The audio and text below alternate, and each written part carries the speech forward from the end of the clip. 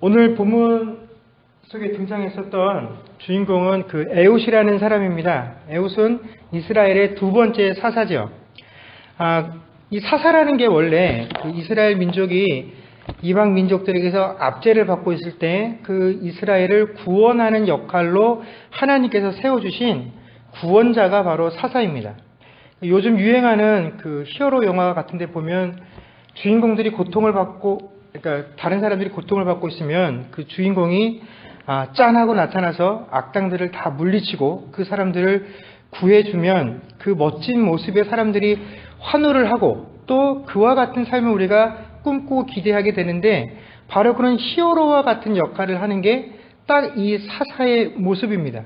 그래서 오늘 에훗이 등장하는 모습에도 보면, 오늘 본문 15절에 보면 이스라엘 자손이 여호와께 부르짖음에 여호와께서 그들을 위하여 한 구원자를 세우셨나니 그는 곧 베냐민 사람 게라의 아들 왼손잡이 에훗이라 라고 성경이 이렇게 설명을 하고 있습니다. 그래서 이런 광경들만 보면 이 에훗이라는 인물이 마치 어떤 그 영화 속의 주인공과 같이 서사적으로 등장을 하는 그런 모습들을 우리가 상상을 하게 됩니다. 그런데 이러한 소개 뒤에 등장하게 되는, 우리가 눈으로 직접 만나게 되는 에훗의 모습은 많은 군사들을 이끌고 적을 공격하는 그런 영웅적인 모습이 아니라 비굴하게 자신들을 다스리고 있는 상대방 나라에게 공물을 바치러 가는 역할, 그것이 바로 이 에훗의 역할이었다라는 것입니다. 에훗이 공물을 바쳤던 그 나라는 모압입니다. 원래 이 모압은 하나님께서 진멸하라고 했던 그 가나안 족속이 아니라 에덴 동편에 거주했었던 민족이죠. 그리고 이스라엘이 출애굽해서 이 요단강을 통과해서 요단 서편으로 들어올 때까지만 해도 그 당시에 요단 동편에 있었던 모압 왕은 그 발락이었습니다. 근데 이 발락이 이스라엘이 애굽을 나와서 자기네 영토를 통과해서 요단 건너 그 가나안 지역에 들어간다라는 사실을 알았을 때에 감히 자기 영토를 통과하는 이 이스라엘 백성들을 공격할 만한 그런 배포나 용기가 없어서 선지자였던 발람을 불러다가 나는 감히 이스라엘과 싸울 용기는 없고 당신이 이 사람들을 대신 좀 저주해 줬으면 좋겠다라고 부탁을 할 만큼 이 모압이라는 나라가 이스라엘을 상대로 해서 감히 전쟁을 꿈꿔볼 수 없었던 그런 위치에 있던 나라가 모압이었습니다. 심지어 이 이스라엘이 모압 땅을 통과할 때 하나님께서 이스라엘 백성들에게 뭐라고 부탁을 하시냐면, 야, 너희는 강성하고 모압은 연약하기 때문에 너희가 너희들 힘만 믿고 모압 땅을 통과하면서 모압 사람들을 강포하게 대하지 말고 거기 통과할 때 물이 떨어지면 물도 돈 내고 사서 마시고 또 양식이 떨어지면 돈 내고 모압 사람들에게 양식을 사서 먹어라 라고 하실 만큼 하나님께서 이 모압 사람들이 이스라엘 백성들에게 피해를 받지 않도록 걱정하실 만큼 이 모압이 사실은 아주 연약한 족속이었다라는 것입니다. 한마디로 얼마 전까지만 해도 이 모압은 이스라엘 백성들에게 한 주먹거리도 안 되는 그런 존재가 이 모압이었습니다. 그런데 그런 모압을 하나님께서 강성하게 만드셨다라고 성경이 이야기를 합니다. 그랬더니 어떤 일이 생기냐면 이 모압이 주변 국가였던 암몬과 아말렉 족속들을 통일시켜서 그들을 자신의 부하 삼아 그들과 함께 요단을 건너서 어떻게 해요? 이스라엘 땅을 침공을 해서 그 이스라엘 지역에 있었던 종묘나무 성읍을 점령하고 그곳에서 이스라엘을 18년간 다스렸다라고 이야기를 합니다. 여기서 종묘나무 성읍이라는 게 어떤 성이겠습니까? 여리고성을 의미합니다. 여러분, 여리고성이 어떤 성입니까? 여리고성은 이 이스라엘 백성들이 요단을 건너고 나서 처음으로 점령했었던 성이 바로 이 여리고성이죠. 그렇기 때문에 여리고성은 그 이스라엘 족속들이 가나안 땅에서 벌이고 있는 모든 전쟁의 승리를 상징하는 아주 중요한 의미를 가진 성이 이 여리고성입니다.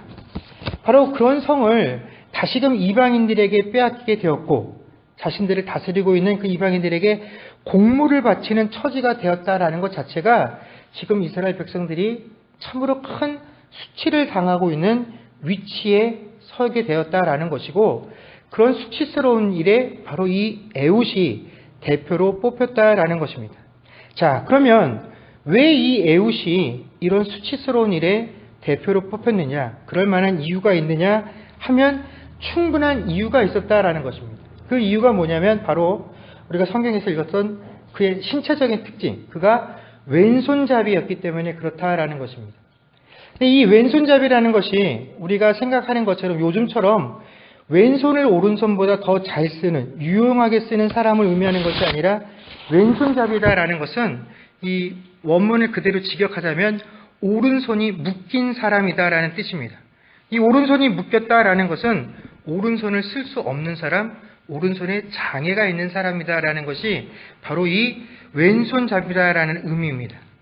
자, 이스라엘뿐만 아니라 고대 근동 사람들에게 있어서는 이 오른손 혹은 왼손이 의미하는 바가 굉장히 다릅니다. 완전히 반대 의미를 가지고 있죠. 오른쪽과 오른손은 하나님의 영광과 권능을 나타내는 자리가 바로 오른쪽이고 하나님의 오른손입니다. 그런데 특별히 왼손이라는 표현법은 없지만 왼쪽은 어디를 의미하냐면 바로 수치와 심판과 멸망을 당할 자리가 바로 왼쪽이다라는 의미가 있다라는 것입니다. 그러니 왼손잡이다라는 것은 누가 보아도 이 사람이 하나님께 수치를 당하는 자, 하나님께 심판을 받은 자, 하나님께 멸망을 받은 자라고 보이기에 아주 좋은 특징을 가지고 있었던 것이죠. 거기다가 이 원래 이스라엘 사람들은 신체적인 장애를 가진 사람의 그 이유를 항상 어디에서 찾았냐면 저 사람이 하나님께 범죄하였기 때문에 그 범죄에 대한 징계로 저렇게 신체에 큰 벌을 받았다라고 생각을 하고 있었기 때문에 에훗이 왼손잡이였다라는 의미는 지금 우리가 살고 있는 이 시대처럼 저 사람이 신체에 큰 질병이 있어서 불편하겠다, 어렵겠다 하는 정도가 아니라 이 사람은 사회적으로 많은 사람들에게 모멸감을 안고 살아가는 그런 삶을 살아야 했었던 인물이다라는 것입니다. 그래서 에훗이 지금 이 공물을 바치는 일의 대표로 뽑히게 된 것은 그가 이 나라를 대표할 만한 인물이었기 때문에 그런 것이 아니라 네가 가지고 있는 그 수치스러운 일, 정상인 사람은 감히 할 수 없는 그런 천하고 비루한 일, 거기에 네가 적합하다라고 생각을 했기 때문에 이스라엘 사람들이 에훗을 그 일의 대표로 삼았다라는 것입니다. 여러분, 이 세상을 살아가는 사람들에게는 한 가지 참 나쁜 습관이 있습니다. 그게 뭐냐면 타인에게 자신이 약한 존재로 보이는 것을 굉장히 싫어한다라는 것입니다. 남이 자기를 약한 존재로 여기는 것을 받아들일 수가 없다라는 것이죠. 만약 어떤 사람이 나를 굉장히 약한 존재로 생각을 하고 나를 함부로 대한다라고 여기면 마땅히 내가 그를 대항할 만한 힘이 있으면 대항을 하겠지만 내가 나를 괴롭히고 나를 함부로 대하는 그 사람에게 대항할 만한 힘이 없을 때 사람들이 어떻게 반응을 하냐면요. 재빨리 나보다 더 약한 사람을 찾아냅니다. 그래서 그 약하다라는 위치를 내가 아닌 다른 사람에게 떠넘겨버려서 그 자리, 내가 약하기 때문에 받고 있는 이 수치와 모멸감으로부터 이탈하려고 하는 것이 사람들의 특징이다라는 것이죠. 우리가 요즘 사회적으로 문제가 되고 있는 왕따 같은 것도 그런 거죠. 내가 불특정 다수에게 약하다라고 인식이 되어져서 이유 없이 그들에게 괴롭힘을 당하고 있을 때 거기서 벗어날 수 있는 방법은 뭐냐면 나보다 더 약한 사람을 만들어서 그들에게 먹이로 제공을 하든지 아니면 나도 역시 가해자가 되어서 그 사람을 괴롭히는 역할에 서는 것 외에는 거기서 벗어날 수 있는 방법이 없다라는 것입니다. 얼마 전에 한국에서 크게 문제가 되었었던 그 부모들이 어린 자녀들을 심각하게 폭행하는 그런 사건이 있지 않았습니까? 우리가 생각할 때 어떻게 부모가 자기가 낳은 자식에게 저렇게 할 수 있나 라고 생각을 하게 됩니다. 물론 쉽지 않고 아마 많지 않은 일이면은 분명합니다만 이런 일들이 벌어지는 것도 결국에는 바로 그것과 마찬가지다라는 것입니다.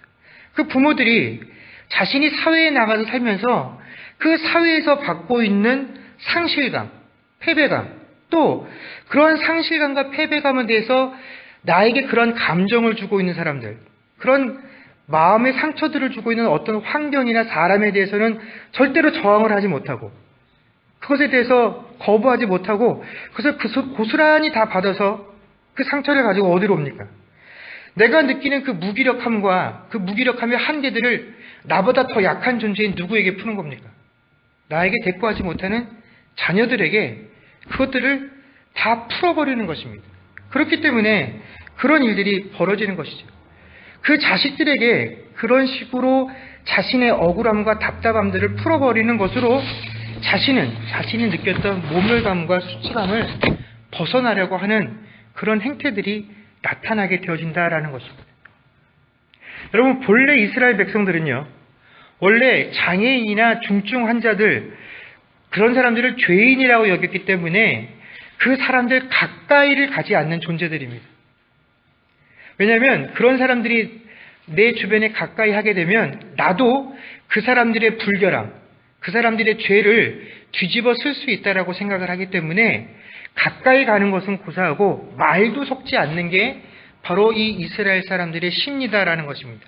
그런데 그런 사람이 오늘 장애인과 함께 일을 했다라는 것은 결코 좋은 뜻으로 그 일들을 한 것이 아니다라는 것입니다. 지금 이스라엘 백성들은 이 에웃에게 자신들이 가지고 있는 이 모든 죄성을 그 사람에게 전가시켜서 그 사람의 모습 속에서 자신의 죄를 보며 나는 죄가 없고 이 모든 죄는 너에게 있다라는 식으로 에웃을 바라보고 있다라는 것입니다. 자, 이런 거죠. 우리가 다 이 이스라엘 백성들이 지금 자신들이 고통을 당하고 있는 이 상황 속에서 우리가 하나님께 범죄했구나. 그래서 그 범죄함으로 인해서 하나님께서 우리에게 이런 시련과 고통을 주시는구나 하는 사실을 잘 알고 있다라는 것입니다. 그래서 이 이스라엘 백성도 이것에 대해서 하나님께 구해달라고 도움을 요청하지 하나님 왜 우리에게 이런 식으로 어려움을 주십니까? 라고 말할 수 없는 처지였다라는 것입니다. 그래서 자신들에게 죄가 있다라는 사실을 인지합니다. 그런데 그것을 누구도 내놓고 말할 수 없는 상황 속에서 자신보다 더 연약한 지체를 발견했는데 그게 누구냐면 왼손잡이 에웃이었다라는 것입니다. 야, 우리가 다 죄인이지만 너는 더 특별하구나. 너 얼마나 하나님께 지은 죄가 많길래 너는 왼손잡이, 이러한 육신의 장애를 가지고 태어나고 이런 몸을 갖게 됐느냐. 그는 이스라엘 백성들은 자기 자신을 돌아보면서 회개해야 될 그 죄를 이 에웃이라는 인물에게 모두 전가시켜버리고 그를 비난하고 그를 수치스러운 일에 내모는 것으로 어떻게 해요? 내가 죄인이라는 사실을 잠시 잊으려 한다라는 것입니다. 그게 모든 죄책감을 떠넘겨서 그에게 우리의 죄를 전가시키는 것으로 내가 죄 없는 것인 양 그렇게 느끼고 싶었다라는 것입니다. 여러분, 이렇게 겉으로 드러난 이 에웃의 모습 속에서는 선하고 좋은 것을 그 무엇도 기대할 수 없는 것이 에웃이 가지고 있는 조건이고 상황이었다라는 것입니다. 그냥 평범하고 무명인 정도가 아니라 그는 모든 이 공동체에게 거절을 당할 수 있는 죄인의 모습을 가지고 있었다라는 것입니다. 또 그에게는 하나님께서 사사의 직분을 맡기셨다라고 우리가 추론할 만한 어떤 외적인 특별한 능력도 전혀 보이지가 아니하는 인물이 바로 이 에웃이었다라는 것입니다. 실제로 이 에웃이 사사의 역할을 하기 위해서 갔던 방법을 우리가 유심히 살펴보면 그가 모압 왕에게 공물을 바치기 위해서 들어갔을 때 그가 30cm 정도 되는 칼을 자신의 오른쪽 다리에 숨겨서 들어가게 됩니다. 그런데 그 누구도 에웃의 몸을 수색하지 않았습니다. 자, 여러분, 오른손잡이가 칼을 차면 어느 쪽에 칼을 찰까요? 그렇죠. 왼쪽에 차야죠. 오른손잡이는 왼쪽에 칼을 차야 칼을 뽑기가 쉽습니다. 그러면 왼손잡이는 어느 쪽에 칼을 차야 되겠습니까? 오른쪽에 차야죠. 그런데 이 사람이 오른손이 장애이고 그 왼손잡이다라고 생각했으면 모든 사람이 당연히 만약에 이 사람이 칼을 숨긴다면 어디다 숨겼다라고 예상을 하겠습니까? 왼쪽이겠죠. 그런데 오른쪽에 칼을 숨겼기 때문에 누구도 이 사람이 칼을 가지고 있을 것이다 라고 상상을 할 수 없었다라는 것입니다.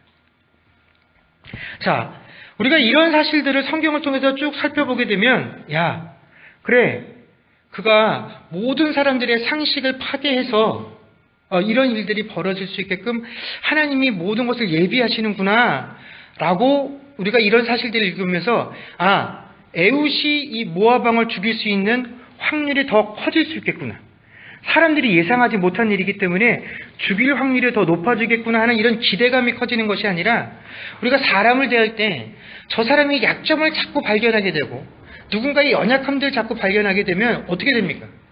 그 사람에 대한 기대치 자체가 떨어지기 때문에 무엇도 기대할 수가 없는데 에훗이 그렇다라는 것입니다. 여러분, 성경을 자세히 읽어보십시오. 성경은 우리에게 끊임없이 에훗이 얼마나 연약한 존재인가, 그에게 무엇도 기대할 수 없다라는 사실을 우리에게 끊임없이 가르쳐주고 있다라는 것입니다. 심지어 그가 나갔다가 다시 이 모압 왕에게 돌아와서 왕이시여, 내가 당신에게 조용히 할 말이 있습니다 라고 말을 했을 때 왕은 단 한순간도 이 녀석이 나를 죽일 수도 있다라는 생각을 하지 않고 주변에 있던 모든 사람들을 다 물려버리고 둘이서만 독대를 하게 됩니다.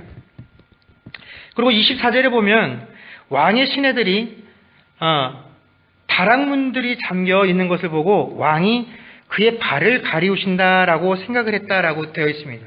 자, 여기 보면 이 24절에 발을 가리었다라는 표현이 뭐냐면, 이것은 이제 그 당시로 왕이 화장실에 가서 일을 보고 있는 상황을 이렇게 표현을 합니다.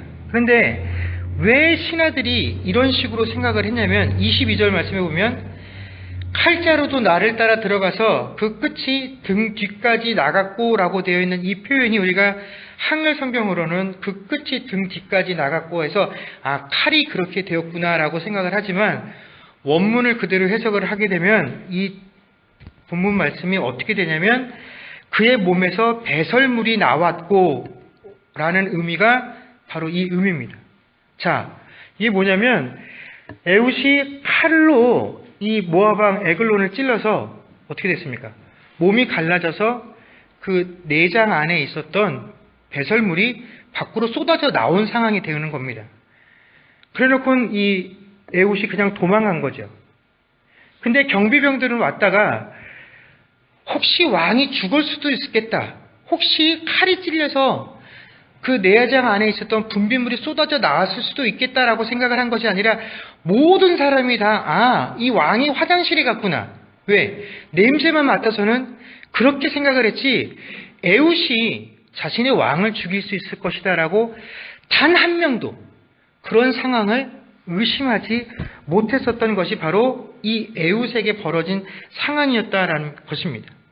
그래서 우리가 이런 내용들을 보게 되면 어떤 생각이 드냐면, 야, 하나님께서 처음부터 이 에훗을 위해서 모든 상황들이 이렇게 딱딱딱 맞아떨어질 수 있도록 예비를 해주셨구나. 야, 하나님의 인도하심과 섭리하심은 정말로 놀랍구나, 우리가 이렇게 생각을 하면서, 그래, 우리가 아무리 연약하고 힘이 없고 에훗과 같은 존재라고 할지라도 하나님께 붙들림 받으면 이렇게 큰일, 훌륭한 일 할 수 있구나 라고 가르치고 배우고 그렇게 그런 사람이 되자라고 결단을 해왔다라는 것입니다.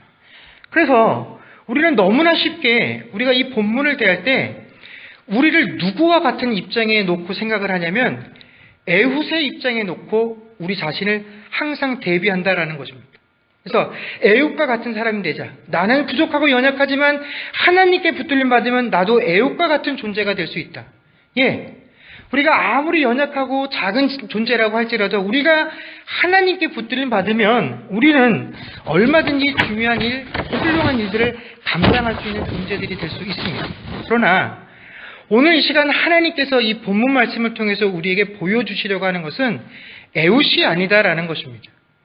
에훗이 아니라 이 에훗에게 자신들의 모든 죄를 전가하고 자신은 마치 죄 없는 양 숨어버리는 그 이스라엘 백성들을 바로 보여주시려고 하는 것이 이 에훗의 등장이다라는 것입니다.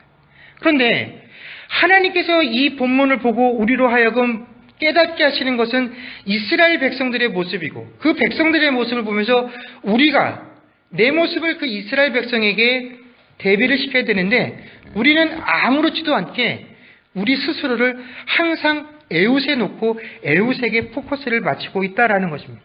그런데 우리가 그 사실을 모르고 넘어가는 것, 이 이스라엘 백성들과 나는 아무런 관련이 없다라고 느끼는 것, 그것이 바로 뭡니까? 우리가 이스라엘 백성과 같은 존재다라는 사실을 보여주는 증거다라는 것입니다. 그러면 하나님께서 이 에웃을 통해서 우리에게 보여주시는 것은 뭡니까? 여러분, 이 에웃의 이야기를 보면서 이 에웃과 참 비슷하다 싶은 한 인물을 떠올리게 되지 않습니까?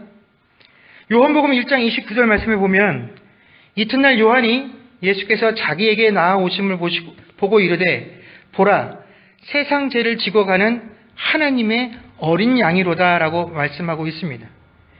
여러분, 사사로서 에웃이 보여준 이 모습과 역할은 이스라엘 백성들이 자신들의 죄를 이 한 사람들에게 다 전가시켜서 그 사람으로 하여금 자신의 수치들을 감당하게 하고 자신들은 그 수치에서 벗어나려고 하였던 그 모습 속에서 우리가 무엇을 볼 수 있어야 하냐면 우리의 죄를 담당하고 돌아가신 그 한 분, 십자가에 죽으신 예수님의 모습을 예표하는 인물이 바로 이 에웃의 모습이다라는 것입니다. 그래서 이사야서 52장 53장 2절에 3절에 보면 우리가 잘 아는 구절이죠. 우리 앞에 있는 구절을 보면서 한번 다 같이 읽도록 하겠습니다. 읽겠습니다. 시작. 그는 주 앞에서 자라나기를 연한 순 같고 마른 땅에서 나온 뿌리 같아서 고운 모양도 없고 풍채도 없은즉 우리가 보기에 흠모할 만한 아름다운 것이 없도다. 그는 멸시를 받아 사람들에게 버림받았으며 간고를 많이 겪었으며 질고를 아는 자라. 마치 사람들이 그에게서 얼굴을 가리는 것 같이 멸시를 당하였고 우리도 그를 귀히 여기지 아니하였도다. 아멘. 누구를 상징하는 구절입니까? 메시아를 상징하는 구절이죠. 여러분, 예수 그리스도께서 이 땅에 오셨을 때 그분은 우리의 왕으로 오셨습니다. 그러나 왕으로 오셨으나 왕에 누워있을 그 자리가 아니라 구유에 누워 계셨죠. 그리고 심지어 나신 후에도 그분이 자라나셨던 배경은 그 나사렛이라는 지역은 그 당시 많은 유대인들에게 나사렛에서 어찌 선한 것이 나올 수 있겠느냐라고 같은 유대인들 사이에서도 손가락질 받을 만한 그런 동네였기 때문에 예수님께서 나사렛 출신이라는 이야기를 들었을 때 모든 사람이 다 어떻게 했습니까?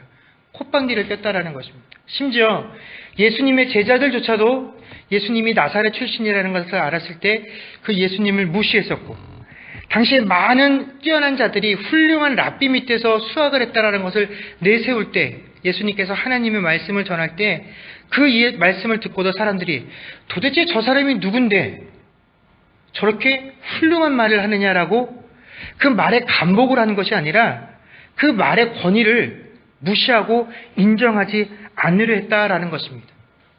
그런데 바로 오늘 본문에서 우리가 보게 되는 이 에웃의 모습이 모든 사람들의 기대와 예상을 깨고 사람들이 저 사람에게서는 감히 사사와 같은 역할을, 사사와 같은 막중한 일을 하나님께서 맡기실 만한 사람이 아니다라고 여겼던 그 사람, 아니 오히려 평범함이 아니라 저주받고 우리 공동체 안에도 들어올 수 없다라고 여겼던 그런 사람을 하나님께서 들어서 스스로 나는 저 사람보다 낫고 너는 비정상이지만 나는 정상이라고 여겼던 그 사람들을 부끄럽게 하시고 그 사람들을 구원하는 일을 그를 통해서 하나님께서 이루어 나가셨다라는 것입니다. 모압 왕에게 공물을 바치러 가는 그 에웃의 발걸음을 보면서 뒤에 남겨진 많은 이스라엘 백성들은 손가락질하고 네가 수치스러운 길을 간다라고 말을 했지만 하나님께서는 그가 걸어가고 있는 그 수치의 길을 어떤 길로요? 이스라엘을 구원하는 길로 삼아주셨다라는 것입니다. 여러분, 그렇기 때문에 하나님께서 오늘 이 에웃의 사건을 통해서 우리에게 말씀해 주시는 것은 이 땅에 있는 모든 믿는 자들의 구원이 결코 사람의 능력과 재능에 달린 것이 아니라 오직 하나님의 은혜요 선물이요 또 하나님에 의한 것이다라는 것을 우리에게 말씀해 주신다라는 것입니다. 그렇기 때문에 우리는 이 에웃의 사건을 보면서 하나님을 잘 믿으니까 이렇게 보잘것없는 인생도 귀히 쓰임받는 인생의 역전을 일궈냈구나 하는 한 사람의 인생 성공, 그런 드라마를 대하는 심정으로 이 본문을 읽어서는 안 된다라는 것입니다. 하나님께서 만약 이 에웃을 우리에게 보여주시기 원하셨다라고 한다면 아마 그 이스라엘 사람들에게도 멸시받고 천대받았던 이 에웃이 하나님께 사사로 선택받아서 지금까지 자신을 홀대하던 그 사람들 앞에 당당하고 떳떳한 모습으로 서서 야, 내가 사사로 선택을 받았어. 이제 내가 너희들을 다스릴 거야. 너희들은 내 명령을 들어. 그 장면에 더욱더 포커스를 맞췄을 것입니다. 에웃이 이 이스라엘 백성들을 다스려서 어떠한 승리를 거두고 그 승리를 거둔 후에 이 이스라엘 백성들이 에웃을 어떻게 섬겼다라는 것을 우리에게 보여주셔야 에웃이라는 인물에 대해서 포커스를 맞춘 것이 맞죠. 그러나 오늘 에웃이 하나님께 부름받아서 그 일들을 감당한 이후에 하나님께서 에웃의 모든 사역에 대해서 결말을 30절에 이렇게 마치시고 계십니다. 그 땅이 80년 동안 평안하였더라. 하나님께서 에웃을 통해서 우리에게 보여주셨던 그 모든 사역의 결말은 하나님의 땅에 평안이 임했다라는 것이었죠. 그래서 우리는 이 성경을 읽을 때 에웃에 관해서 알 수 있는 내용은 그의 연약함, 그의 약점뿐이었다라는 사실을 기억해야 할 것입니다. 여러분, 원래 우리는 다 심각한 결점들과 결함들과 문제가 있었던 존재들입니다. 우리는 충분히 하나님께 거절을 당할 만한 위치에 있었던 자들입니다. 그런 우리들이 오직 하나님의 은혜로 하나님의 다스림과 하나님의 섭리 안에 들어오게 되었죠. 그분의 계획 안에 들어오게 되었다라는 것입니다. 그런데 여러분, 우리가 그 하나님의 섭리 안에 들어오서 그분의 계획 가운데 쓰임을 받는다라는 것은 내가 하나님 안에만 들어오면 내 연약함들이 다 사라지고 나는 강한 존재가 되어져서 그 강함으로 하나님의 일을 한다라고 생각해서는 안 된다라는 것입니다. 우리는 여전히 하나님의 섭리 안에 들어와서 그분에게 붙들려 쓰임을 받지만 여러분, 우리는 강한 존재로 바뀌어서 쓰임을 받는 것이 아니라 여전히 그 연약함을 가지고 있는 채로 쓰임을 받는다라는 것을 생각을 해야 합니다. 왜냐하면 하나님께서 우리를 쓰실 때 우리를 들어 쓰시는 가장 첫 번째 기준이 뭐냐면 바로 우리의 연약함이기 때문에 그렇다라는 것입니다. 세상은 그 사람이 가지고 있는 능력을 보면서 그 능력을 기대합니다. 저 사람에게 이런 능력이 있기 때문에 우리의 이런 어려움을 해소해 줄 수 있어. 그렇기 때문에 저 사람을 기대할 수 있어라고 이야기들을 하지만 여러분, 하나님께서는 세상이 결코 기대하지 못한 사람들을 들어서 하나님의 일들을 이루어 가신다라는 것입니다. 그리고 여기에서 하나님께 쓰임받을 수 있는 가장 큰 무기는 바로 우리의 연약함이다라는 것입니다. 하나님께서는 우리의 연약함을 드러내시고 그 연약함으로 강하다라고 자부하는 그 사람들을 부끄럽게 만드시는 방법으로 하나님의 일들을 이루어 나가십니다.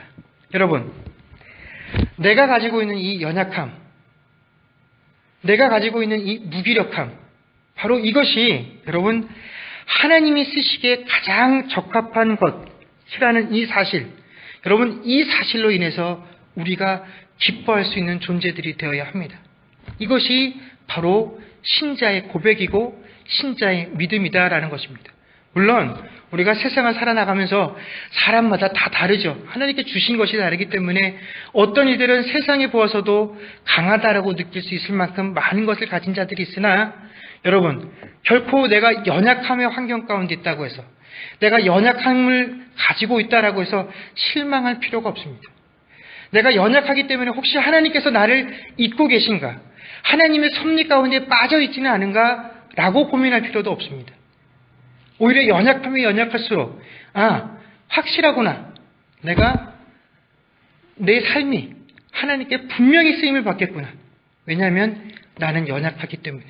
그래서 다시 한번 그 사실로 기뻐하고 즐거워하며 우리에게 주어진 이 한 주간을 승리하며 살아갈 수 있는 저와 여러분들이 될 수 있기를 주의 이름으로 간절히 축원합니다. 기도하겠습니다.